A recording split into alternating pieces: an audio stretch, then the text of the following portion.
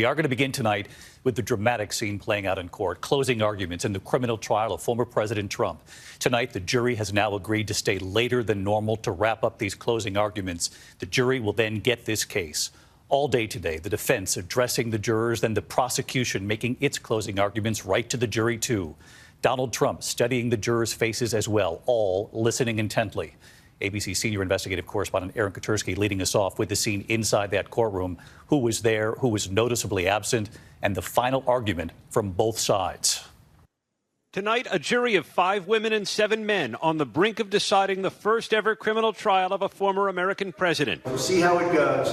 This is a very dangerous day for America. It's a very sad day. In a packed and stuffy courtroom, jurors heard hours of closing arguments. The defense went first, telling jurors they cannot convict former President Donald Trump based on testimony from the prosecution's key witness, Trump's former fixer, Michael Cohen. Defense attorney Todd Blanche said Cohen told you a number of things on that witness stand that were lies, pure and simple. He called Cohen the greatest liar of all time, an MVP of liars, and said Cohen came to the witness stand bent on revenge with an axe to grind. But when Trump's lawyer told the jury you cannot send someone to prison based upon the words of Michael Cohen, Judge Juan Merchan said that went too far, calling the comment outrageous and improper, and then reminding the jury they have no say on sentencing.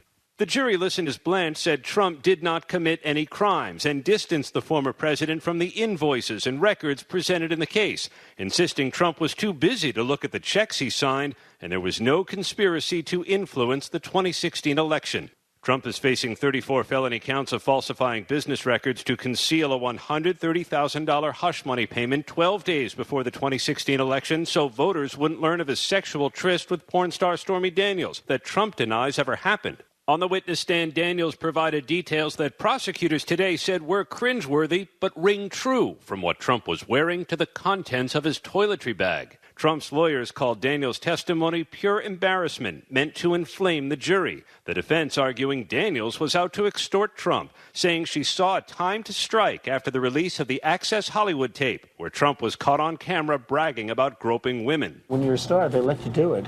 You can do anything. Prosecutors called that Access Hollywood tape the equivalent of a Category 5 hurricane hitting the campaign. But the defense said it wasn't a doomsday event. Trump was merely concerned about his family and his wife. Before his closing was finished, Blanche with his final words to the jury. This isn't a referendum of your views on President Trump. This is a very easy and quick not guilty verdict.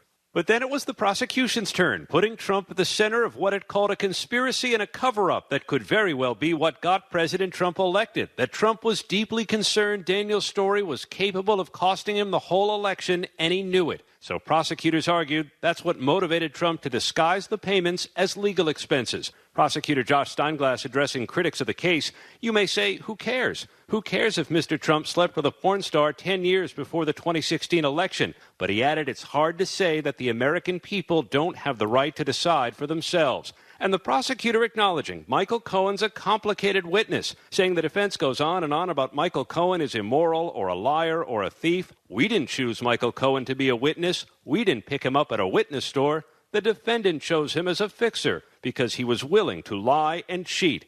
And the prosecution in their closing argument also bringing up that Access Hollywood tape, directly refuting what the defense had said, arguing the defendant's primary concern was not his family, but the election. Jurors watched it all intently, along with Trump's eldest sons and daughter Tiffany, who joined him in court today, but notably absent, daughter Ivanka and Trump's wife, Melania.